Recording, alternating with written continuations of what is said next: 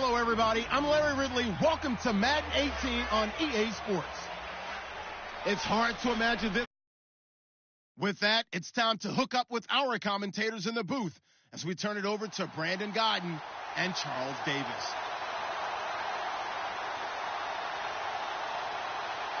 All right, Larry, EA Sports coverage of the NFL brings us to the steel capital of the world, Pittsburgh, PA, at Heinz Field.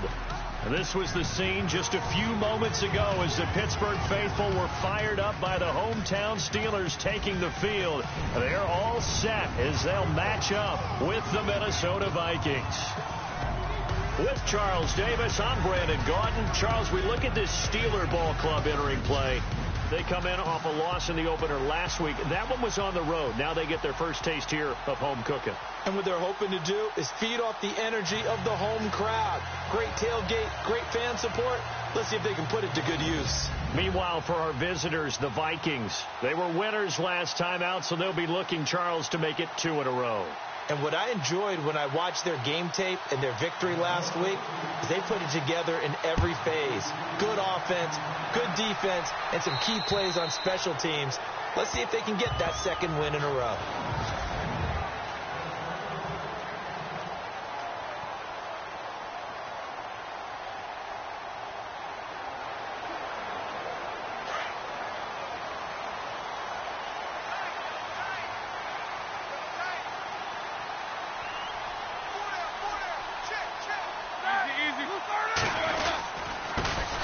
Now a carry for the former Michigan State man, Le'Veon Bell. Call it no gain on the play, and it'll be second down. And a peek now at the offense for Pittsburgh. Pittsburgh has long prided itself on being a defense-first team, but if you look at the last 3, 4, 5 seasons, it's been their offense has led them. In 2016, they were 7th overall in total offense, and they can hit you through the air, on the ground. No matter what they do, they're hard to prepare for. On second down, it's Bell. He takes this for 3 to the 29.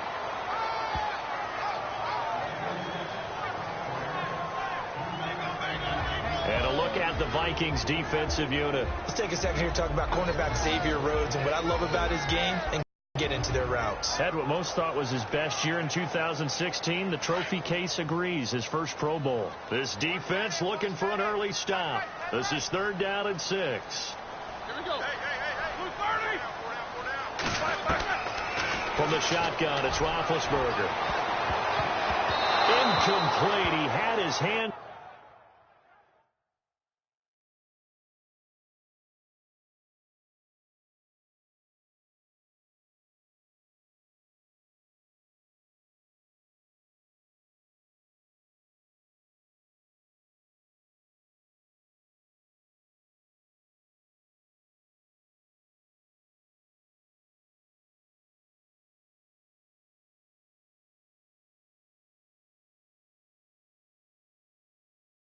On it, but couldn't pick it. But it's now 4th down. I know one thing, Brandon. This was a very difficult defense to throw the ball against in 2016. What were they, 3rd in the league in pass defense? Yeah, these receivers are going to have to be sharp for their routes in this one. Yeah, because they're going to show them a lot of change-ups in the secondary, and they have a good pass rush.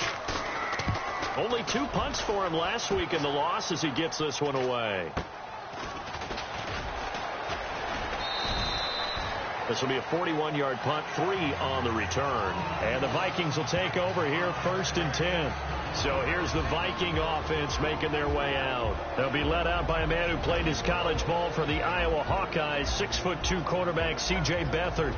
40 starts in college, came out of a pro-style offense. He's the grandson of Bobby Beathard. You may remember him, partner, the longtime player personnel evaluator, GM in the NFL.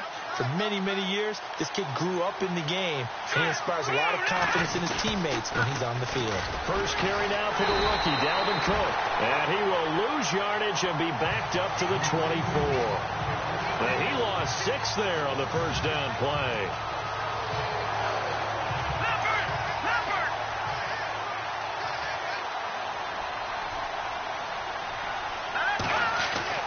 Here's Beathard to throw.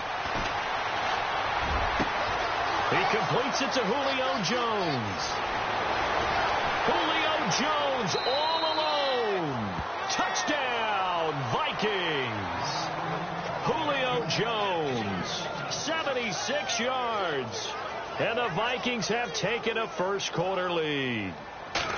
That's an early touchdown grab for last week's NFC Offensive Player of the Week. He was so electric, and they talked about it all week long. Have to try to contain him. And now for him, being able to focus on the task at hand and not just immediately assume that last week it totally carries over, but you got to like the start that he has, showing those great hands that we've seen from him throughout. And this will not be returnable. It's out of the back of the end zone for a touchback.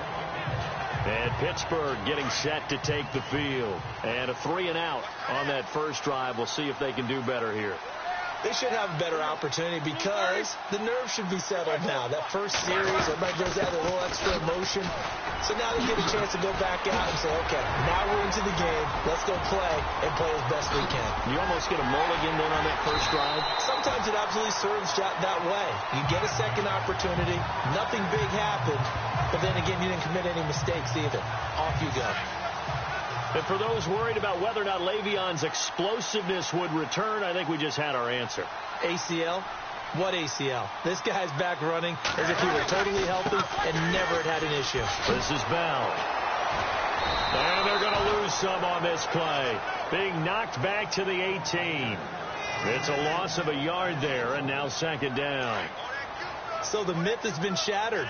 Every cornerback in the league is not just a cover corner. Some of them will stick their nose in there and make plays exactly as we just saw there. A big loss suffered by the offense after that nice tackle. And he'll be stopped after a gain of only a couple down to the 15-yard line. Well, if the coaching staff's doing a good job upstairs, they'll file away what they just saw from the defense right there. They sold out to stop that running play. I'd say keep that in mind. They want to try that again, go play action, hit them over the top. All the way downfield, but once they got their backs to the goal line, they really turned up the pressure. Yeah, they let them get all the way down here. Now the field shrinks. They've struggled to convert, and that last incompletion brings up fourth. So they were able to move the ball into the red zone, but they'll wind up coming away with just 3. Yeah, 32-yarder. That's equal to an extra point nowadays, and those are no problem for an NFL kicker.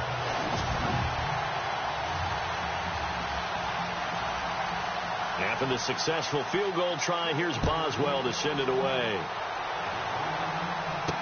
On the return, this is Denard Robinson. And not a bad return. Here he gets it out to the 25-yard line. Now the Minnesota offense set to take over again. And for them, a touchdown their last go-around. Obviously, they'll be hoping to do that again. And when you start plotting for this drive, when you start thinking to yourself, okay, what are we going to do? You don't go away from what you did before because that worked. But you have to be prepared for wrinkles and counters because you know they'll make some adjustments. And he'll go down right at the 30-yard line. 5 yards is the tally on first down. That brings up 2nd and 5. Second down following the run.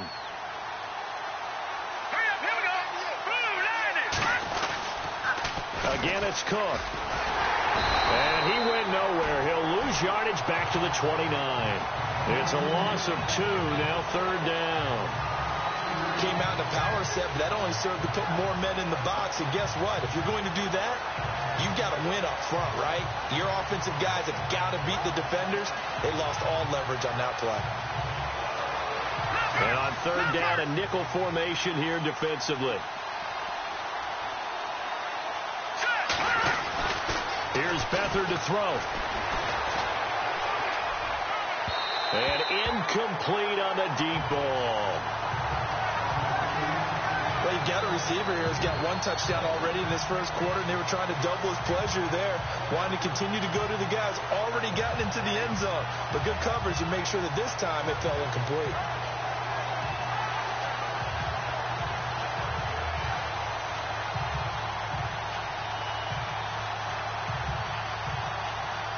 So it looks like the offense isn't going anywhere.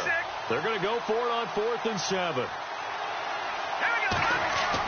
They're indeed going for it as they look to throw. Room here to run. And he brings this one back. It's a pick 6 for a Steeler touchdown. So they go on fourth down. Not only do they not get it, it turns into 6 points the other way. Disastrous. And many people think you should just go ahead and knock it down in that situation. Turn it over for the offense. But I had a defensive coordinator recently tell me, we see that as a passive play. We don't do that anymore. We want the ball in our hands, and we want to head the other way. Probably also instinct a lot of times. If you see a lot of green grass ahead of you, go ahead and grab it. It's the exact right play to do. That's knowing when to break the rules and when to make a play that maybe you hadn't been taught.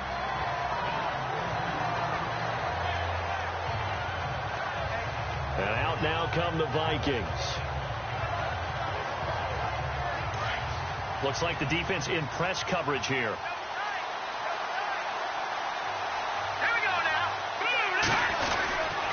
They start the drive with Cook. And some room to maneuver. And he's going to get about 7 yards on that one, up to around the 33. I remember the first time I saw Dalvin Cook play in college. I was watching him on TV. Called a scouting friend of mine and said, "Who is this guy? He's special." And he said, "Dude, you're watching a home run hitter on the field." Yeah, he was special in Tallahassee. Left Florida State their all-time leader in rushing yards and touchdowns. Not much there. Maybe a couple up to the 35.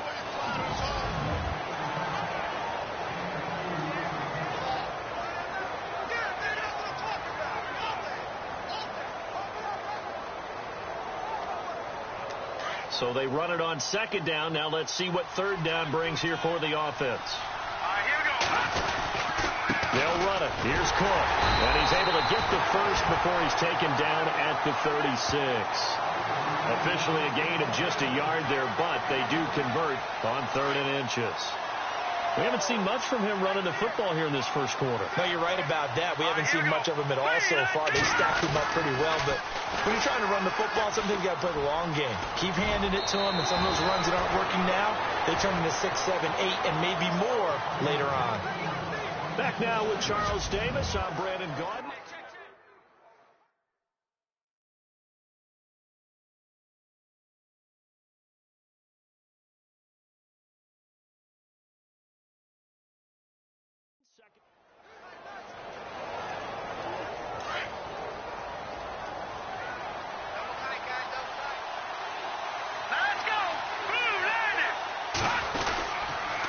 They run once more with McCannon. And he's going to be out of bounds, but able to take it inside the 40-yard line. Back-to-back nice plays, 12 yards that time, and a first down. That's another nice run, and I have to tell you, some of the coaches that I played for, their philosophies were always different when they see a guy running the ball well. Some of them wanted to immediately go to play action and throw it now because it's wide open. The other coaches said, you know something? Until they stop him, that big boy's going to keep getting the football. And that might be the direction that they're going to go right now. Well, partner, so much for the mismatch. How about the guy at the second level, that big linebacker, able to run with the receiver and make a play on the football? Nice his way down to the 30 with a pickup of 7. That's a really good job right there. Just kept stringing that play out, pushing further and further towards the sideline. Really good fundamentals by that defense. He was trying to put his foot in the ground and turn upfield. He just couldn't. No, they really had a picket fence in front of him. No room to find to get upfield. Now Beathard. And the Steeler pressure too much here. He's going to go down. These strong safeties, some people may not realize it. It's really like an extra linebacker, right? It really is, because they're hybrids. Half linebacker, half defensive back. The linebacker in him on that play emerged.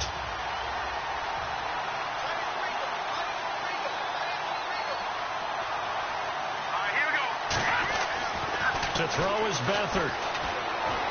Nowhere to go here. He lost the football. Mike Zimmer got to be unhappy with how that turned out. And this Steeler defense able to come up with a stop. On plays like this where the ball comes free, it's often unusual for the team that lost it to get it back. Because this is a quarterback. The ball gets away from him. Everyone else is trying to execute what they're supposed to do on offense. They're usually looking in the other direction, downfield, or have moved away from him. In this case, though, a teammate is able to come up with the ball. Every year I go to the combine and marvel at the speeds that linebackers are running nowadays. They run like DBs. And let's face it, they know how to finish plays, too. Eyes up, head up, run right through them. Looking left side, and he's got a man. It's James. And out of bounds on the other side of midfield across the 45. Roethlisberger to his big target, James, all 6-7 of him for a Steeler first down.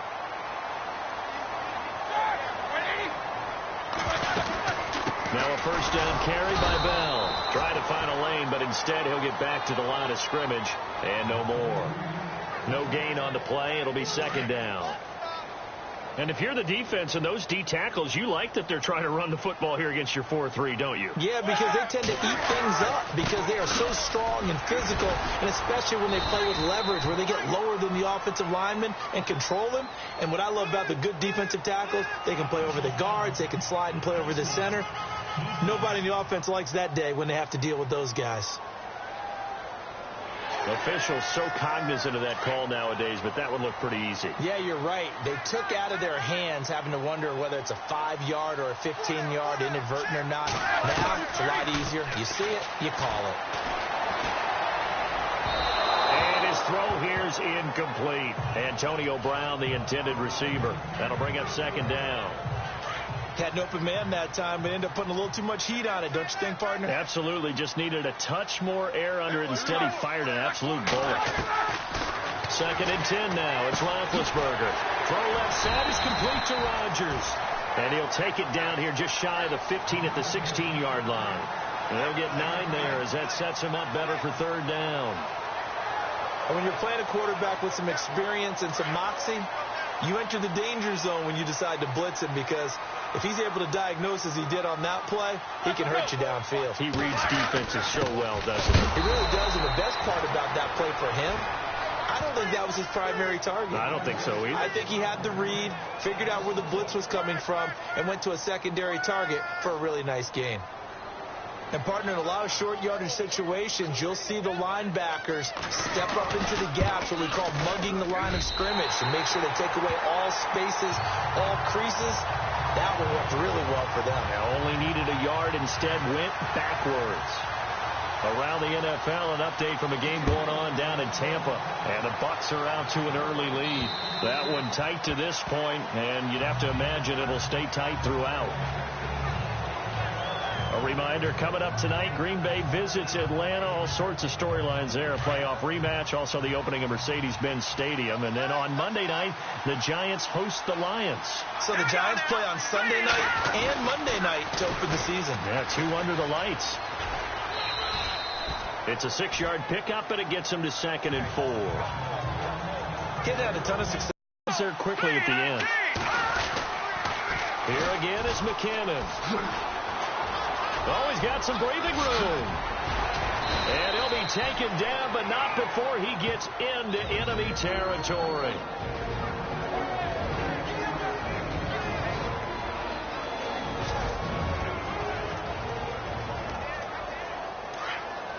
Coming up at halftime in a little less than 2 minutes, we'll send you to Orlando, where Larry Ridley is standing by. He'll have highlights and analysis of this first half. They run it with McKinnon. And that play will go nowhere. Losing yardage back near midfield at the 49. That'll set them back with a loss of 3 on the play. And that'll make this a 2nd and 13. On the toss, it's McKinnon. And despite the good footwork, he'll be hit and dropped shy of the 45. Give him 2 yards that time, and it's going to leave him with a 3rd and 11 situation. Looks like they're establishing a pretty good pattern here, because they've been very heavy in the running game on the last 4 plays. Yeah, you took the words right out of my mouth. So far, 4 plays in this drive, all 4 on the ground. To throw is Beathard. Looking for Jones, and it's intercepted. Picked off. It's the Pro Bowl corner, Joe Hayden, with it. Well, this is one of the downsides of being a rookie quarterback. You know you're going to get called out about everything you do that goes wrong. Here, maybe he's a little uncertain about where to go with the football, and at this level, uncertainty equals turnovers. And this one winds up being intercepted. Pittsburgh's offense now heading back out onto the field. And they're not going to play this conservative, I don't think. They had a field goal last time, and they're up, but they're looking to put a drive in the end zone. Oh, I agree with you totally. No one goes out on the field and says, all right, let's just settle for 3, except in certain situations, trying to ice a game, that sort of deal. Most of the time, it's end zone, and that's what you're thinking, and I believe that's exactly what they're thinking as they begin this this one. Yeah, no quarterback ever goes out there saying, hey, let's get 3, right? Not one that I've ever met. Fresh set of downs here.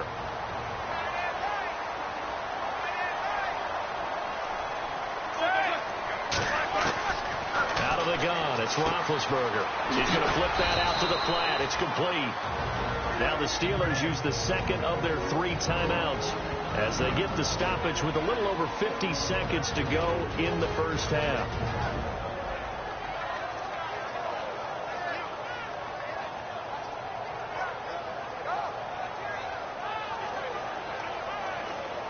Second down now after the pass completion.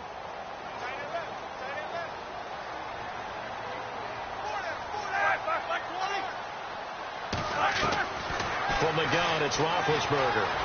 And he's got some space here. And he will avoid the contact as he slides to a stop. 23 yards on the play.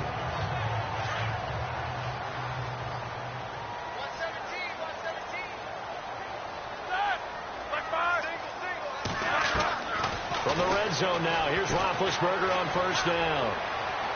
And that one will fall incomplete. Clock here now, just under 30 seconds to go in this first half. I like what they tried to do there. They didn't get a completed pass downfield, but they came off of a momentum play. Big-time gain on the previous snap. Came right back and threw one deep, hoping to catch him on their heels. Throw left side complete. It's James. And he'll get him inside the 15 down to the 14-yard line. That throw good for only a couple. It brings up third down. Not a big window to throw. Coverage wasn't too bad there. Yeah, they had him under wraps pretty well, but somehow able to muscle his way open and catch the ball. And he'll get it here to the 10-yard line. And we're going to get a timeout with 2 seconds remaining in the second quarter.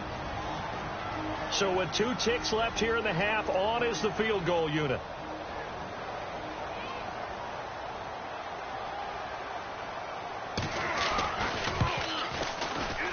And Boswell's kick is good.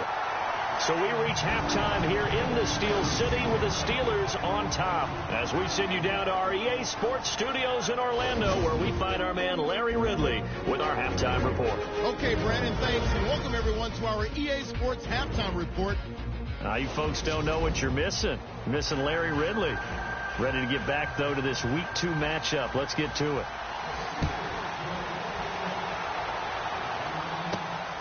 Fairly short kick, taken at the 14 here. And he's up across the 25 and down at the 28-yard line.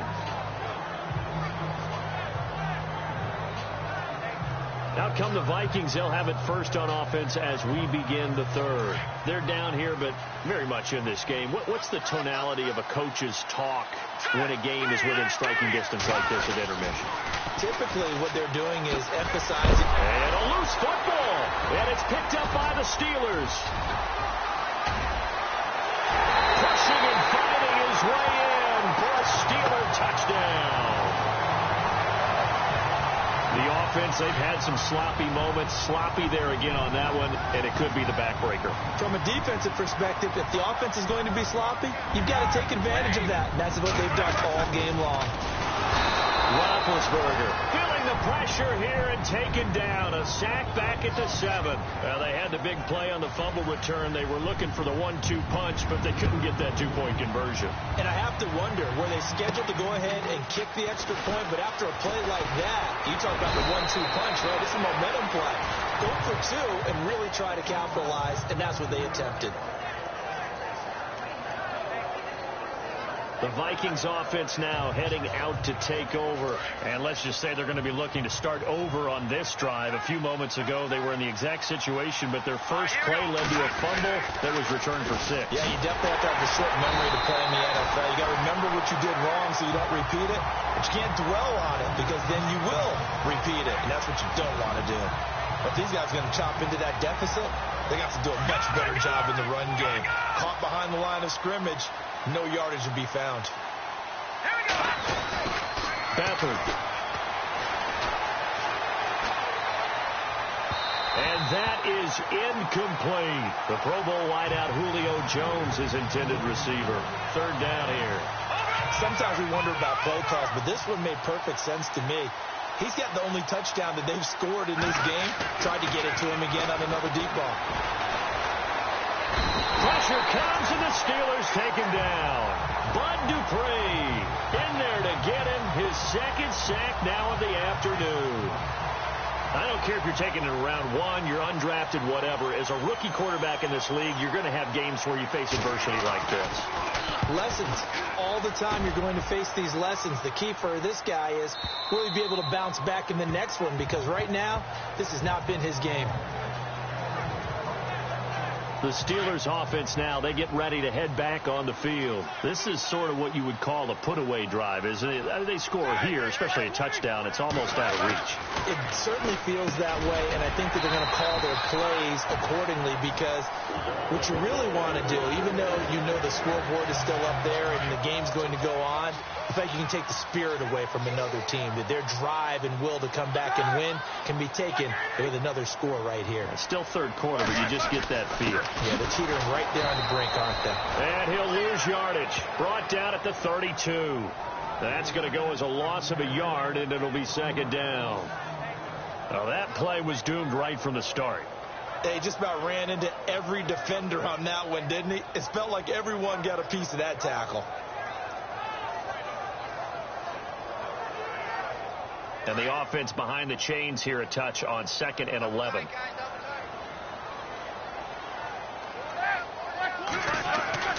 To throw here, Roethlisberger. This is Bell on the dump off. He'll take this up just shy of the 40.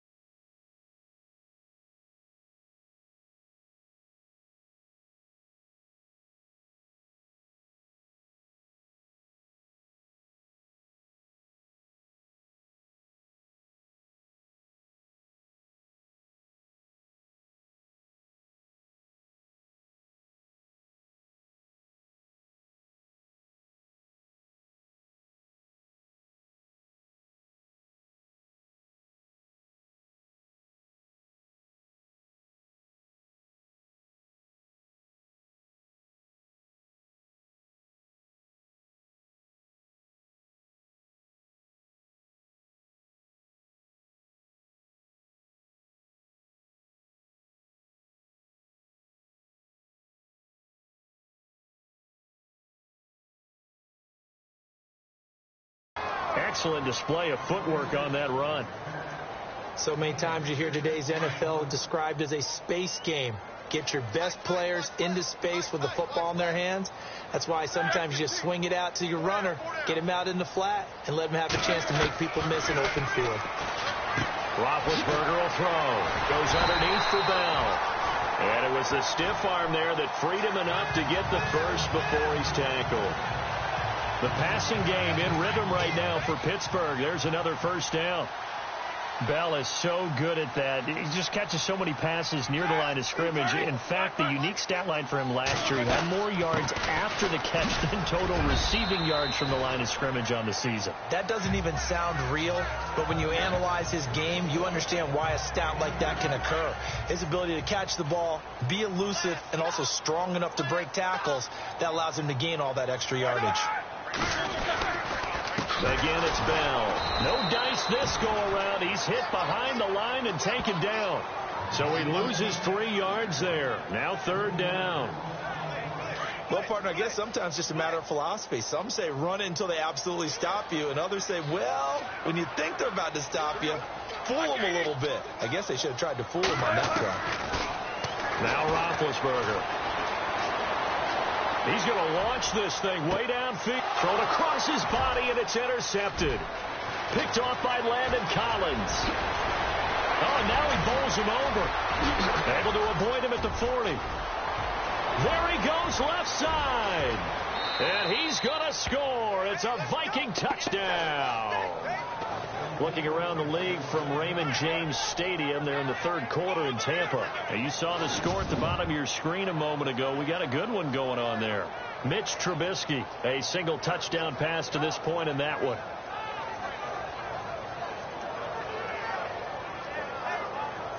Tucker now to add the point after. That's up and good. It's 22-14.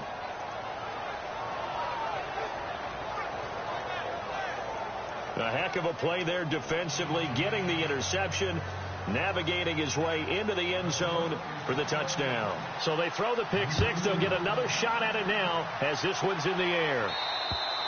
And this will be a touchback as that sails over the end line. And Pittsburgh getting set to take the field.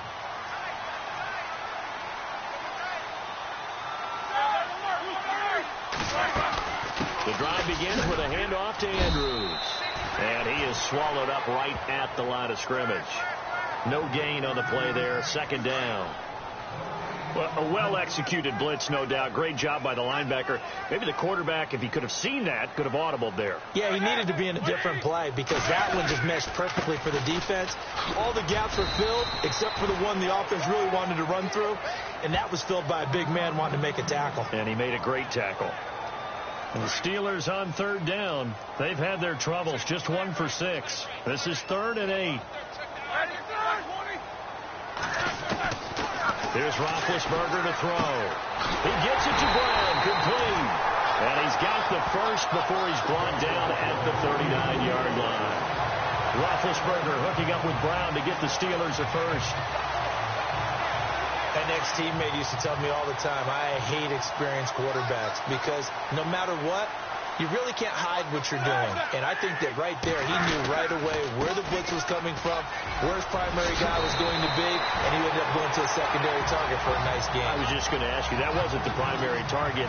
He's so good at that, isn't he? I think he knew right away that he wasn't going to get to his primary guy. I think he read that as soon as he got to the line of scrimmage, knew where the pressure was going to come from, and said, I know how to beat that, and that's what he did.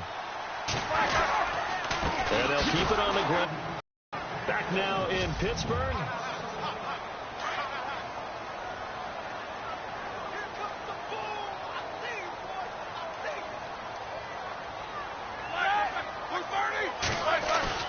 On second down, here's Roethlisberger. Going for the deep. And look at this. They get the turnover they needed. It's intercepted. Picked off by Harrison Smith. And he'll bring this one back to the 29. A critical error there in a tight game in the fourth. All you talk about is taking care of the football, especially with a lead here in the fourth quarter.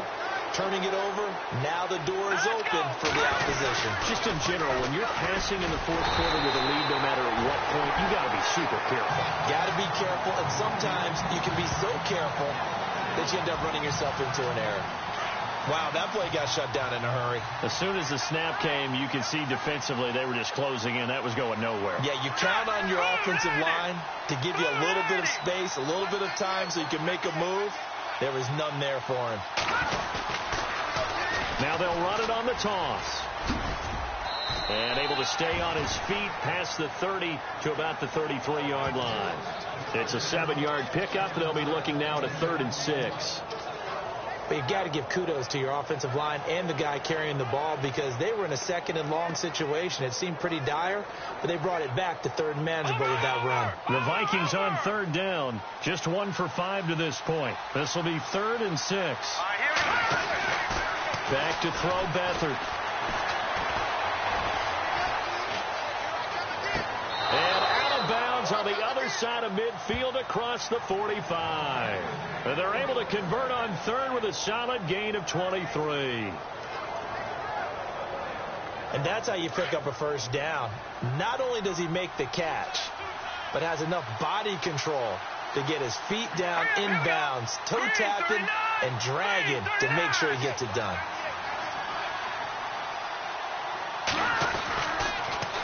Now they'll run it on the toss. And he's going to get stopped up quickly. Give him a yard down to the 43. Nice job by that defensive front there to hold him to a short gain on first down. Well played, I must say. Yeah, only getting 1 yard. There was no room to run.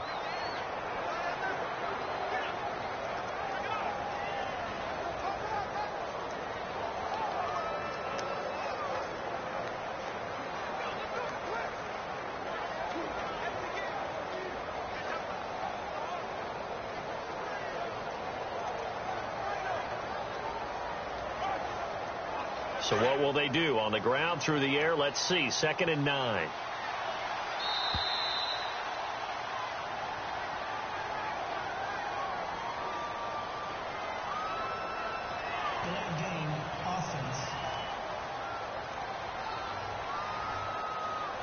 He didn't seem in a rush. I guess they just didn't know where the play clock was. I think you're right about that because there was no hurried movements there, right? No up-tempo at all. Here we go. Clock just ran out. I think he was as surprised as maybe his bench was. Now they'll run it on the toss.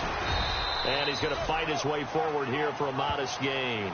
Give him 4 on the carry there, but that only takes him back to where they started. 3rd and 10. Nice job there defensively on 3rd down. Not only did they string the play out, but he didn't allow any room for a cutback. Really well organized on the defensive side. Under 4 to play now. Clock running. 3rd down. They'll throw here. Beathard. And he gets this one all the way down inside the 15. Give him 30 yards there. And at this stage, down in the second half, looks like they just wanted to find a way to get it in the hands of their playmaker, and they did. I think you're exactly right. I don't think the coordinator's looking at his play sheet and trying to figure out which play will work well. He's trying to figure out how to get the ball to the playmaker that you just described. Looking down at that sheet, you find people plays, not necessarily X's and O's, and that's exactly what they did there. 2 yards on the carry there. It'll be 2nd down. I like the call. Inside the red zone, running the toss. Why? They want to get to the edges. They want to see if guys who don't normally make a lot of tackles are willing to actually do that. That usually means the guy's in the cornerback position. Back to throw here. That's going to be caught at the 10-yard line. And he'll be brought down here at the 3-yard line. It's an 8-yard pickup, and it leads to a 1st and goal.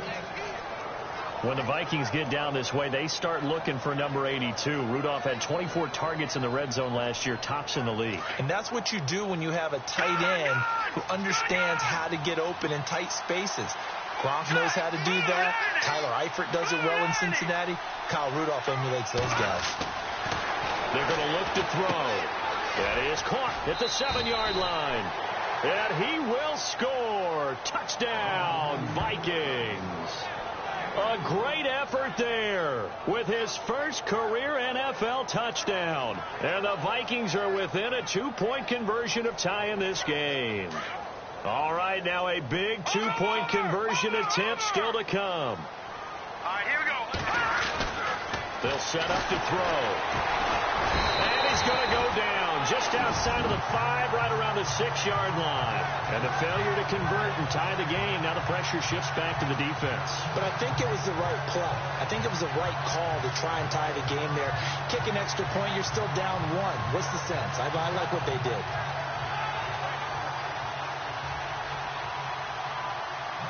Here's Tucker now out to kick this one away. To return, it's Cam Sutton. And he'll take this across the 25, couple extra yards, up to the 27-yard line.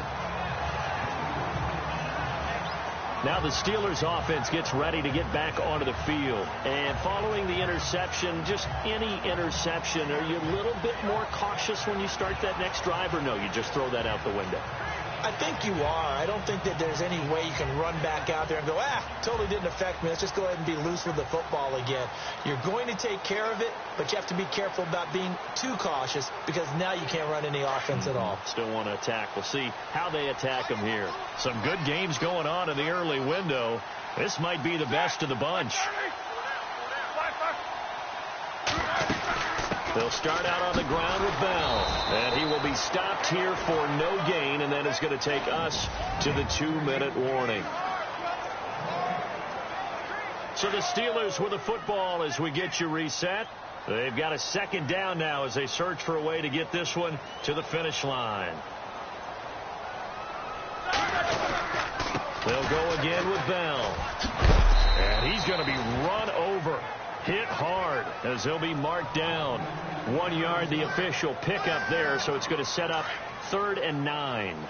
I like a guy who understands the situation. I also like a guy who you look at him and you say, that looks like a guy who knows the coach is going to say, guess what? You drop this one, you'll be carrying around the training facility for an entire week. Maybe flashback to high school or college, carrying it around campus, right? The old gauntlet drill, right? Anyone get the ball out while he's sitting in class and bring it back to the coach? He's in big trouble. Here's Jordan Berry now as he'll kick it away for the second time.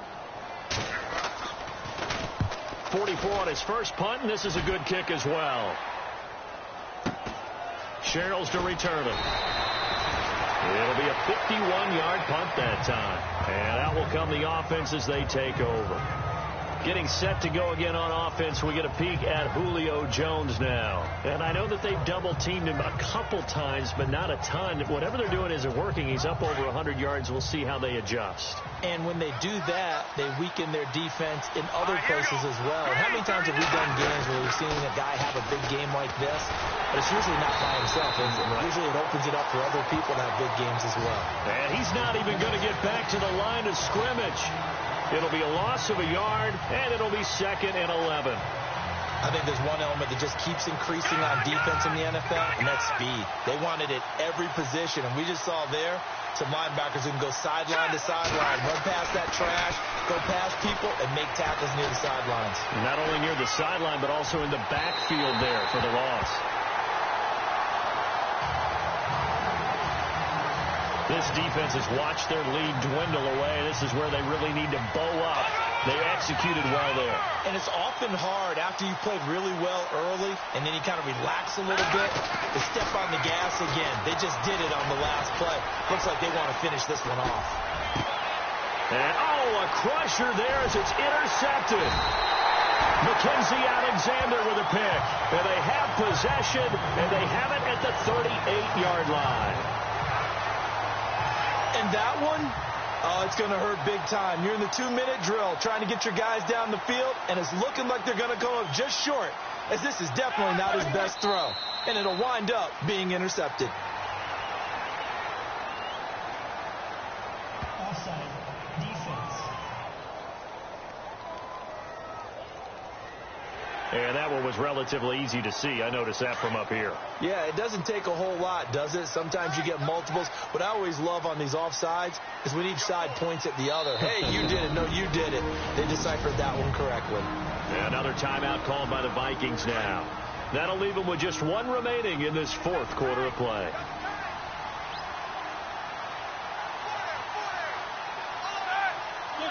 And the knee is taken for the Steelers out of the victory formation. Now the defense will burn their 3rd and final timeout. And as the two teams talk it over on their respective sidelines, we take a break.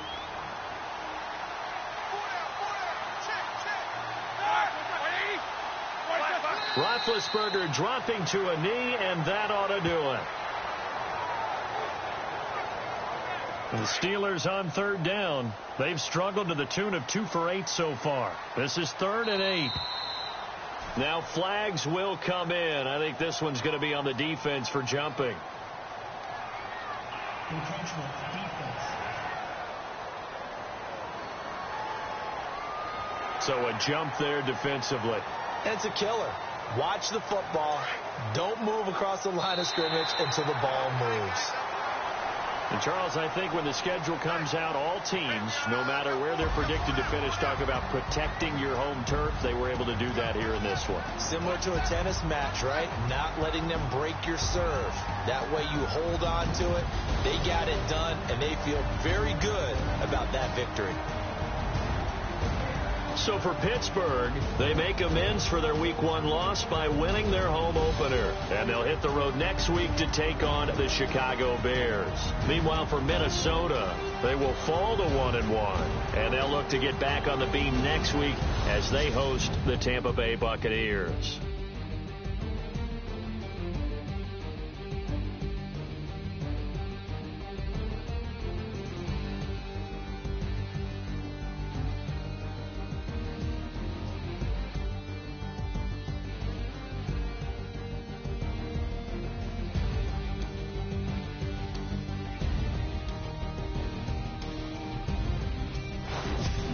So that'll do it for us. For Charles Davis.